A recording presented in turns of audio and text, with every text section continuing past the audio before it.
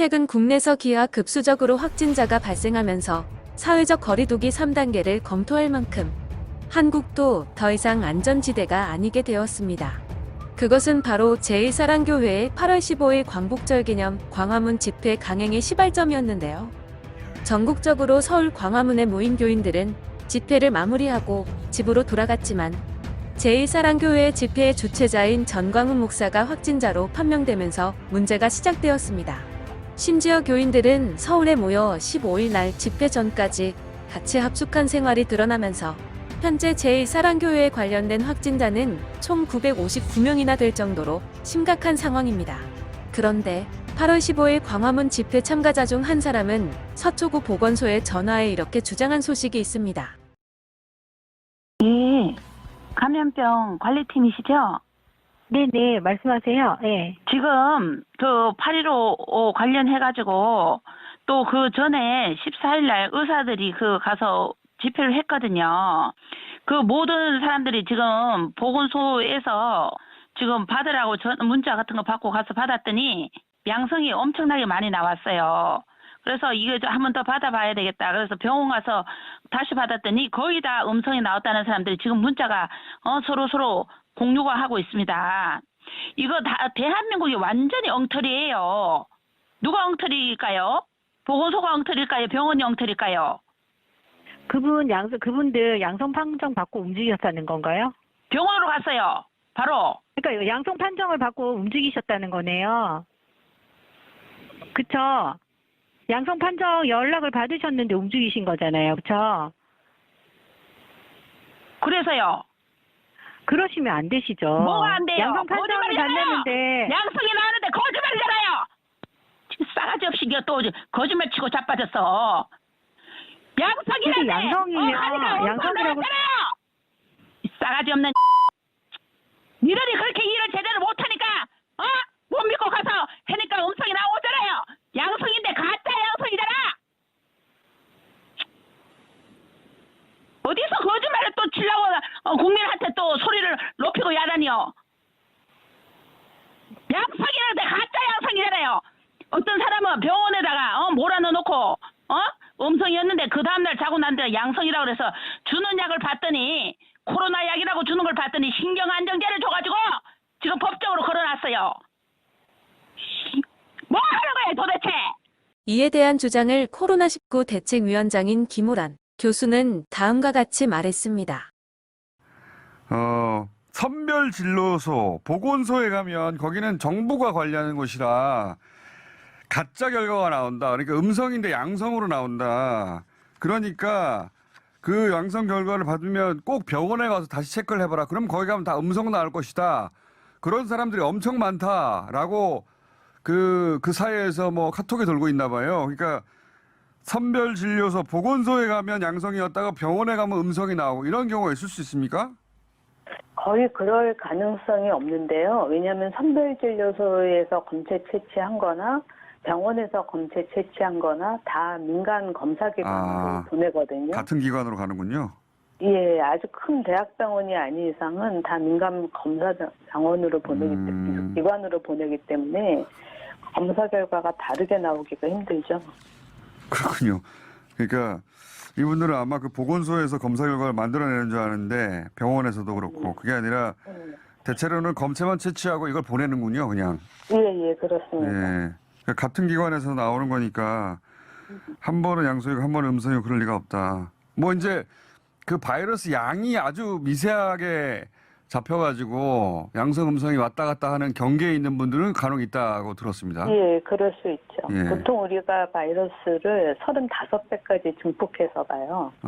그렇기 때문에 아주 미세하게 조금만 있어도 찾아내는데 35배, 36배에서 왔다 갔다 하는 분들이 있어서 경계에 있는 분. 하기가 조금 어려울 때가 있죠. 그래서 그럴 가능성이 거의 없다고 했을 때 그 예외적인 경우가 그런 거지 일반적으로 그런 경우가 없다는 말씀이신 거죠? 예.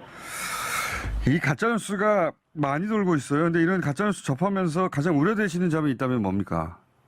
예, 지금 방역을 하는데 가장 중요한 게 환자를 빨리 찾아가지고 그 환자도 치료를 위해서 격리하고 주변에 있는 가족이나 접촉자도 격리를 해야 되는데 이 가짜 뉴스를 믿고 검사를 안 하고 묵장을 부리고 있다가는 N차 감염이 더 크게 그쵸, 확산될 수 예. 있습니다.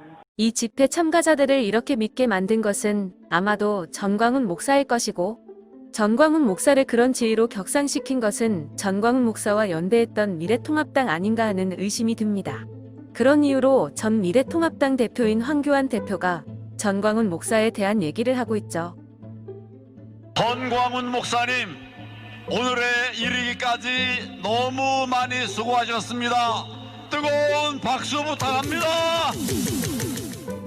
게다가 8월 15일 광화문 집회의 신청인은 민경욱 전 미래통합당 의원이라고 밝혀졌으며, 민경욱 전 미래통합당 의원과 함께 무대에 오른 사람은 김진태 전 미래통합당 의원으로 확인되었다고 합니다.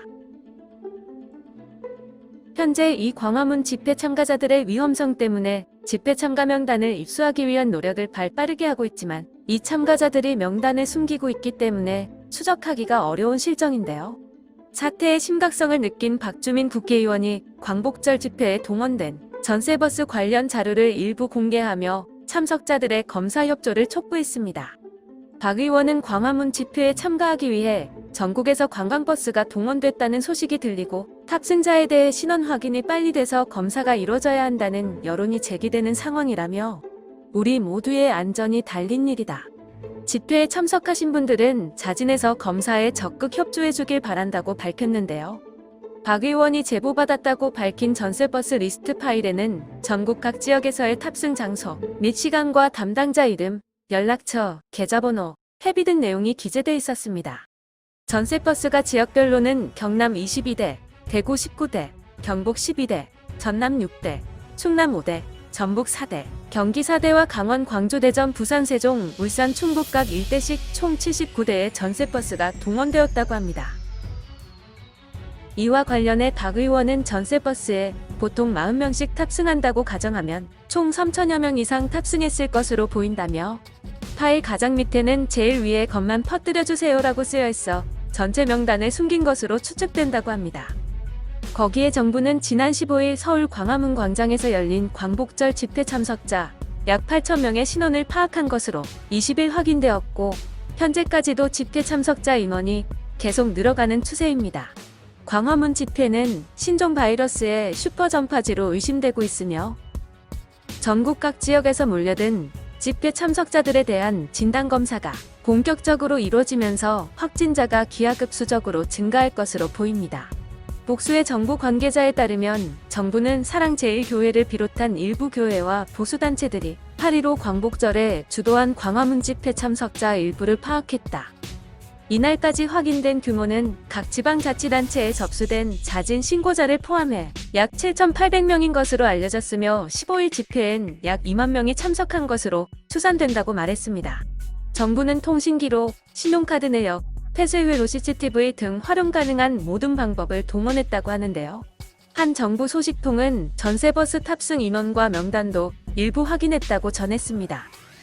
정부는 현재까지 파악된 집회 참가자들에게 개별적으로 연락해 코로나19 진단검사를 강력 권고하는 한편 자가격리 등 방역수칙을 당부할 예정입니다. 정부는 이들이 비협조적 태도를 보일 가능성을 심각하게 우려하고 있는데요.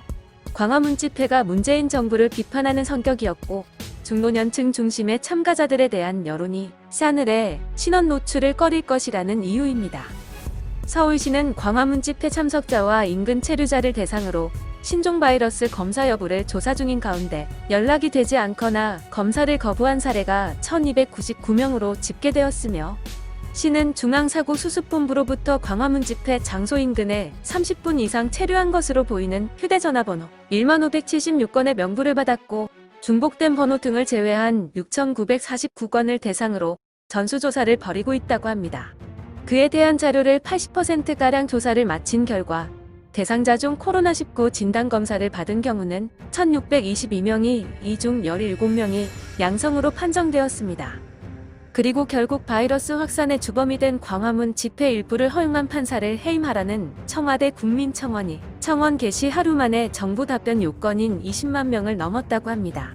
20일 게시된 815 광화문 시위를 허가한 판사의 해임 청원이라는 제목의 청원은 오후 6시부터 청와대 사이트 시스템 점검으로 한때 접속이 불가능했던 상황에서도 현재 30만 명 가까이 동의를 얻었습니다.